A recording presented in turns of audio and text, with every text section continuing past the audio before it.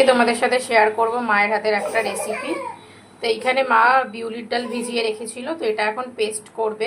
এখন এখানে বিউলির ডালটা পেস্ট করে নি। মা এখানে ডালটা পেস্ট করে নিয়েছে। ডালের পেস্টের মধ্যে মা ফার্স্টে একটু মৌরি দিয়ে নিল, 1 চিমটি খাওয়ার সোডা দিল, সামান্য মতো একটু নুন দিল। আর এখানে ডালটা এবার ফেটিয়ে নিচ্ছে। মা এদিকে চিনি শিরাটা বানিয়ে নিচ্ছে, আমি একটু হেল্প করে দিলাম চিনিটা। ডালটা খুব ভালোভাবে ফেটাতে হবে যতক্ষণ না ডালটা হালকা হচ্ছে। ডালটা যে হালকা হয়েছে সেটা তোমরা কিভাবে বুঝবে? যারা নতুন মানে আর কি রান্না করছো, আর যারা রান্না পারো তাদের তো কোনো ব্যাপারই না।